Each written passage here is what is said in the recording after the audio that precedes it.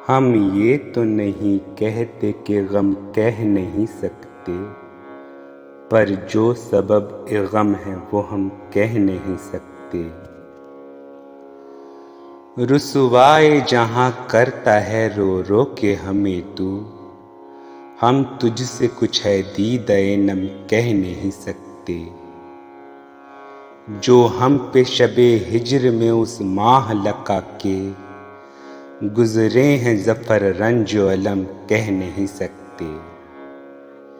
हम ये तो नहीं कहते कि गम कह नहीं सकते, पर जो सबब ए गम है वो हम कह नहीं सकते। ये अशार जो अभी आपने सुने, ये अशार थे बहादुर शाह ज़फ़र की एक मशहूर गज़ल से। बहादुर शाह ज़फ़र यानी वो बहादुर शाह ज़फ़र जिन्हें अंग्रेज़ों ने 1857 की जंग को लीड करने के जुर्म में हिंदुस्तान से बाहर निकालकर रंगून भेज दिया था। वो बहादुर शाह जिनके तमाम बेटों को अंग्रेज़ों ने सजाए मौत दे दी थी। वही बहादुर शाह ज़फ़र जो आखिरी मुग़ल बादशाह थे।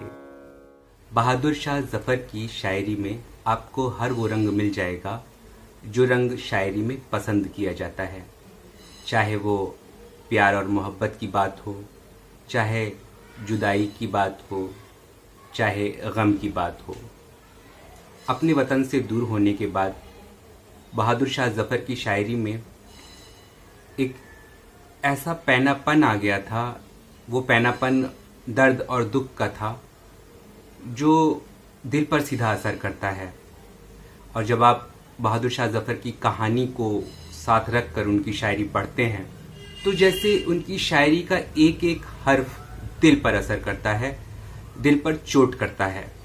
मुगलिया सल्तनत के आखिरी बादशाह बहादुर शाह ज़फ़र को शेरो शायरी का शौक रहा। इसके लिए उन्होंने बाकायदा उस्ताद शायरों शेख इब्राहिम ज़ौक़ और उनके बाद मिर्ज़ा गालिब की शागिर्दी इख्तियार की थी।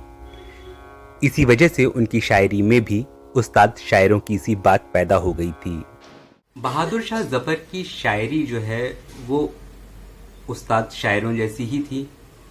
इसी वजह से शायद जान निसार अख्तर साहब के वालिद साहब मुस्तर खैराबादी, उनकी एक गज़ल थी जो फिल्म में इस्तेमाल की गई थी, बहादुर शाह ज़फ़र के ऊपर बनाई गई फिल्म में गज़ल थी, न किसी की आँख का नूर हूँ, न किसी के दिल का करार हूँ, जो किसी के काम न आ सके, मैं वो एक मुश्ते गुबार हूँ। तो उस गज़ल को बहुत से लोग और मैं भी बहुत दिनों तक बहादुर शाह ज़फ़र की ही गज़ल समझते रहे थे। इसी तरह सीमा बकबराबादी ने बहादुर शाह ज़फ़र की गज़ल की ज़मीन में एक गज़ल लिखी थी जिसका एक शेर बहुत मशहूर हुआ और बहादुर शाह के नाम के साथ में मशहूर हो गया कि उम्रे दराज मांग के लाए थे 4 दिन, 2 आरजू में कट गए 2 इंतज़ार में। तो ये बहादुर शाह ज़फ़र की वो गज़ल थी, लगता नहीं है दिल मेरा उजड़े दयार में।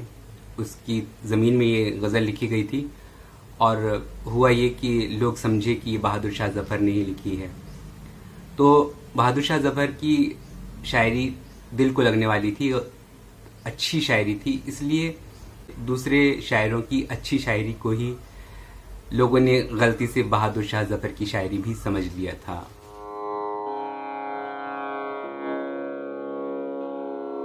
बात करनी मुझे मुश्किल कभी ऐसी तो न थी, जैसी अब है तेरी महफिल कभी ऐसी तो न थी।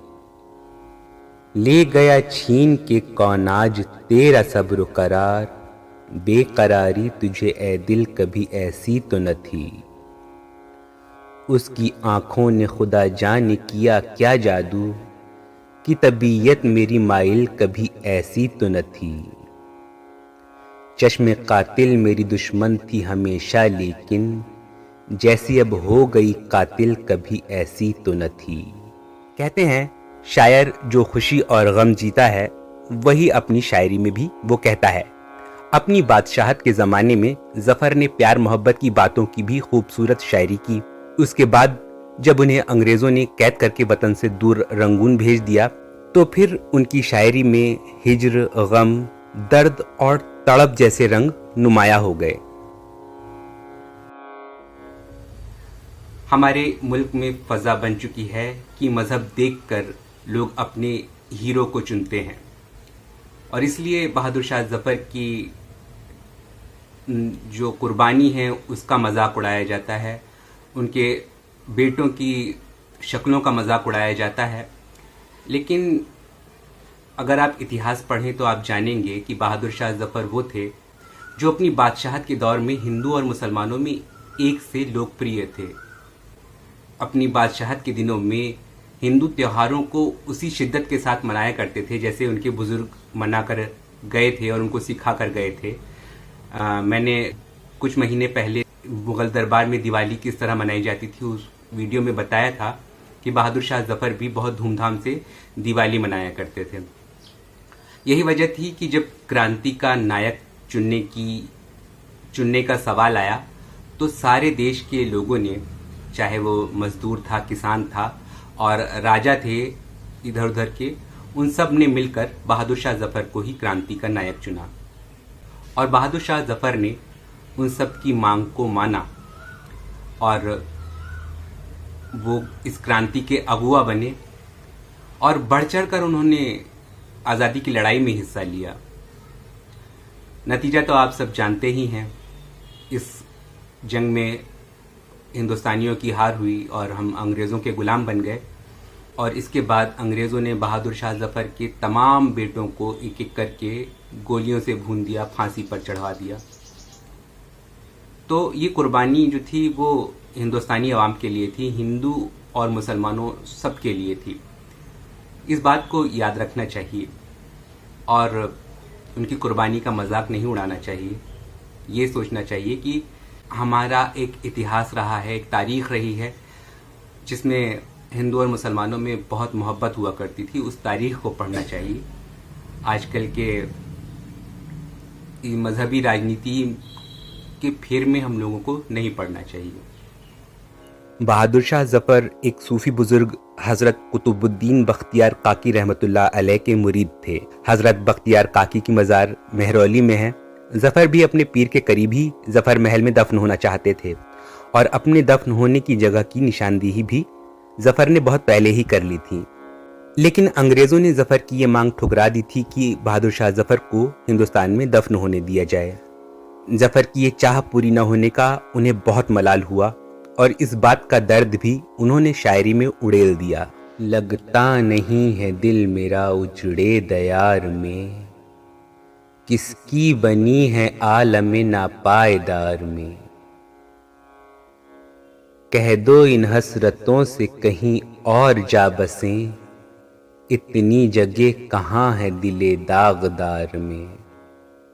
कितना है बदनसीब ज़फ़र दफन के लिए, 2 गज ज़मीन भी न मिली कुए यार में।